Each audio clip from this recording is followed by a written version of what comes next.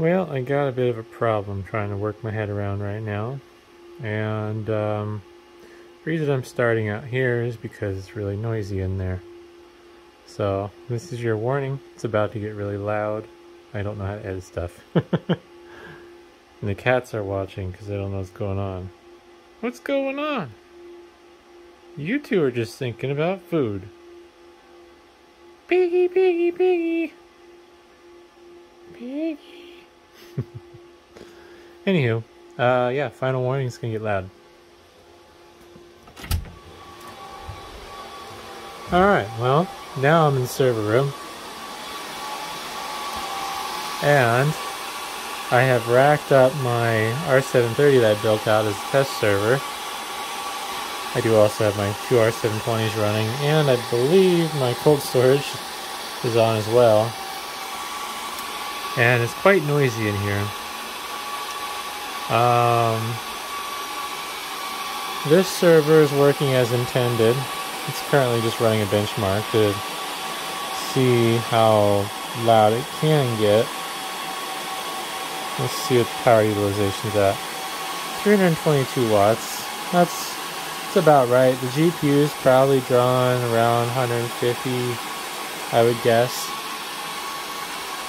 So the interesting thing is the fans in the R730 are variable with my Tesla M40.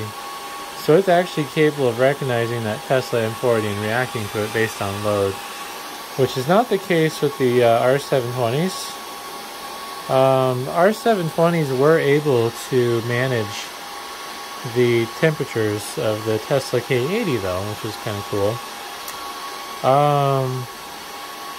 Problem is, it's just way too loud.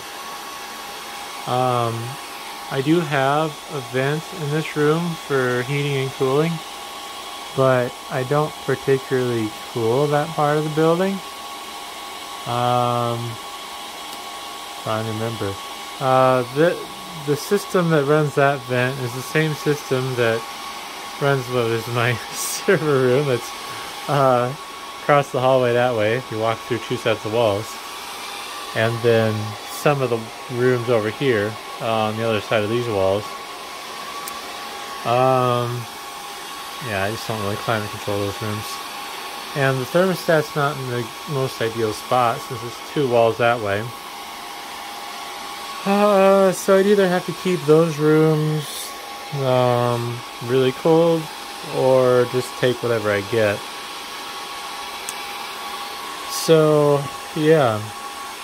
That noise level is kind of unacceptable. And really, the only thing I am looking to gain in this upgrade here is I want more high-speed storage. So what I want is NVMe storage for video editing, so I can have less lag and be able to hit that storage from multiple VMs without running out of bandwidth. So I don't know what's going to go on there, but I think as I continue talking, I'm going to step out of here where it's a little quieter.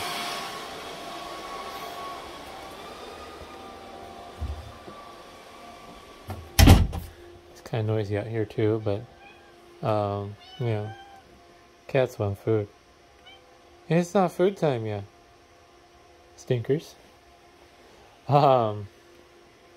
Anywho, so if I go NVMe, to use that card that I bought, that IOCrest card, I need a server that supports PCI Express bifurcation, which should be an R730.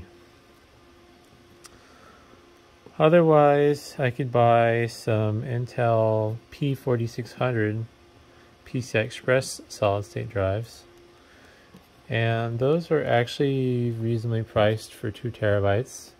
Cats. Hey, that's not YouTube friendly. It's because I'm not feeding you yet. Doesn't mean you have to eat other stuff. Oh, anywho, I was looking at the Intel P4600 SSDs, And I believe I can get 2 terabyte drives for around 120. It's a little high, but it's also faster storage. Granted, for the same price, I can buy, I think I can buy NVMe drives that are 2 terabyte, or for maybe even for a little less, and then put them in that little breakout card. I forget, I don't think I've already said it yet, but the problem with that breakout card is it's bending my drives a little bit, and I think it's because the thermal transfer pads are too thick. Part of me wonders if I could go without them, but I don't know for certain. I think there might be enough airflow where it wouldn't matter, because like in the laptops, those NVMe drives don't get any airflow. And in some of these cheaper budget boards, you're just mounting the NVMe drive just on the board in open air. Probably get a little airflow, but not a lot. Definitely not as much as you would in a server. And then I don't want to give up my GPUs. What I've thought about doing is migrating the GPUs into the secondary R720 that has my spinning hard drives in it. And then I could do an R730 XD, fill all 24 bays with 2.5-inch SATA SSDs, and then use the PCI Express slots for NVMe. Because I don't really need super fast storage for the VMs necessarily. Once they're going, I mean, those hard drives should be fast enough to be okay. But I don't know, there's too many options. If I didn't have a minor dislike for my 11th gen Dells, I'd be more inclined to turn one of those R510 12 bays I have into my bulk storage for spinning disks. But I just don't really like 11th gen when I have the nicer 12th gen ones floating around. Could buy an R720 or an R730 XD with 3.5-inch bays, but I'm trying to do this the cheapest way possible. The other possibility is I do some supermicro servers I have. So I think I'm going to walk over to those after I retrieve the wand toy and show you what I'm talking about. So I have a couple other options here, and these are some supermicro boxes. This unit's pretty sweet. Tons of PCI Express, full height. It's actually equipped with a 40 gigabit card, dual port, which I might actually sell because that is actually either really valuable or really worthless. I can't tell. This system's kind of confusing to me because there's a ton of these SAS connectors and I don't understand why some of them aren't connected. Obviously there's a RAID controller that went missing.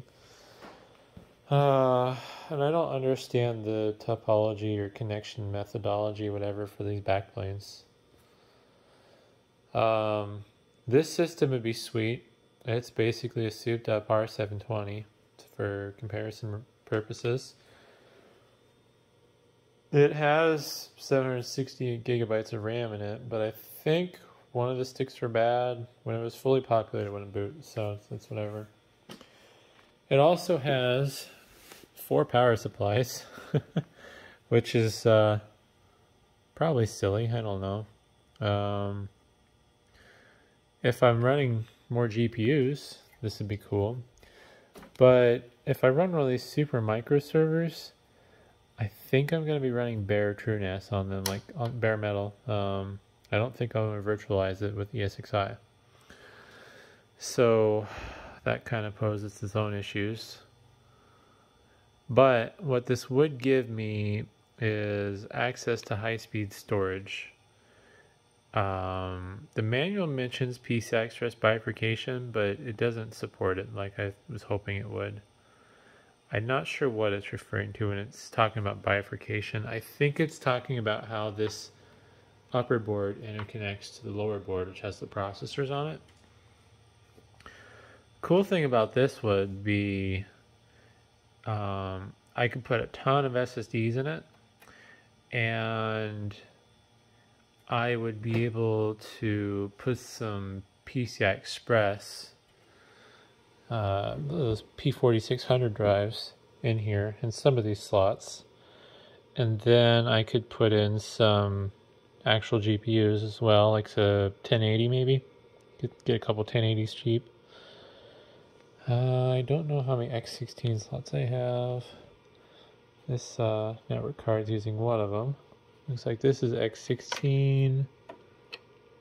That's X16. That's X16. Oh wait, nope, looking at the wrong note. Alright, no, those are X16. That's X16. This one's X8. X8, X4. There's some more X16s over there. I don't really need that many more GPUs. Honestly, the two M40s I have are more than I need. So this kind of is, I don't know, whatever. Now, my next option would be one of these, and that'd replace the, well, either one of these would probably replace, no. I think this would replace my R720 with the SSDs in it, and this would replace the R720 with the 3.5 inch spinners. But I'd only use one of these to replace one of the R720s, and whichever one, you know, makes sense. This is thinking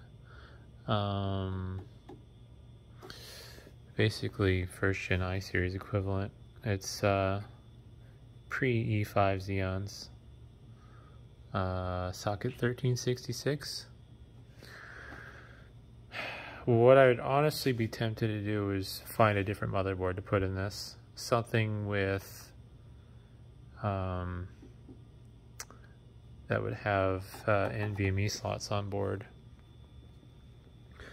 Apparently the backplane on this is capable of being run off of just those two SAS cables, because I have another 2 more of those chassis, 3 more of these chassis I think, but they're using the other style of SATA or SAS cable that's older. I think this is 12 gigabit SAS versus the 6 gigabit, but I don't know. The perks to this is I still have a decent amount of drive bays, but I can either put 2.5 inch or 3.5 inch drives in these, although I will require adapters for 2.5 inch drives. So what I could do is I could really bulk up on my spinning storage and my SSD storage in one box. Assuming, I don't know what I would have for slots. It has quad gigabit on board, bus management port. I would probably put a low profile 40 gigabit networking card in there if I get one of my 40 gigabit switches figured out. And then if this RAID controller is enough to run all the drive bays, I could probably populate other slots with those P4600 drives if I stuck with this board. Yeah, I don't know. It's kind of tough. Really what I'm looking to accomplish in my server upgrade right now is I just want more high-speed storage for video editing. I have I have one virtual machine right now that's working on a video that I think it's been rendering now for the last 4 hours. Plus, it may have taken me a couple weeks to edit it because I was being lazy. So I just left DaVinci Resolve running in the background, and yeah. One of the perks of the virtual machines, because I can just do a video editing task on a different computer and don't feel like finishing it, and just walk away and do it later without tying up a personal PC that I'm using. Plus then if I have enough virtual machines with GPUs, I can just bounce around and work on as many projects at once as I want. But yeah. Oh, one other thing I have would be this disk shelf here with external SAS connections. The only thing about this is I don't know how much bandwidth I can get between those 4 ports, let alone how that's divided out, how the RAID controller setup would work, and any of that stuff. I have some PERC H810 cards, I think, floating around somewhere that are in limbo. I don't know if I have the right cables. I might have to buy the cables for that. But the problem with this disk shelf would be that doesn't solve my NVMe storage problem, so I can have more high-speed storage. Plus, I don't know if I want to figure out how to manage it. Yeah, this is just another one of those. But yeah, I don't know.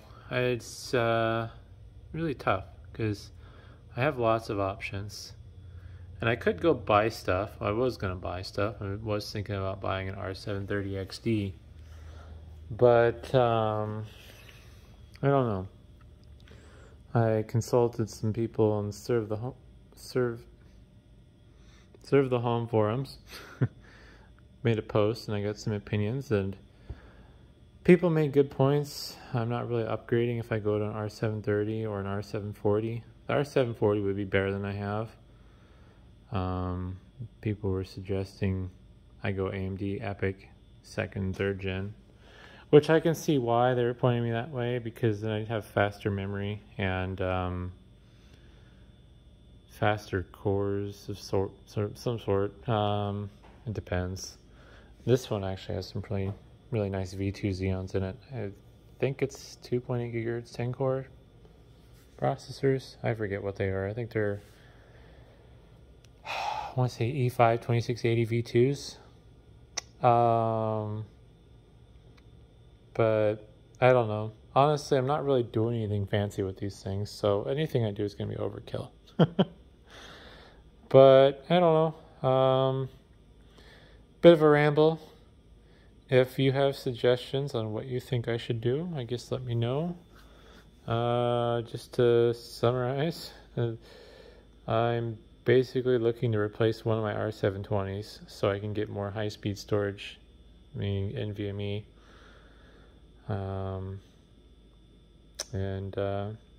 Yeah, that's basically what it boils down to. Maybe some better processors for video editing as well. We'll see. But hopefully that's interesting, and thanks for watching.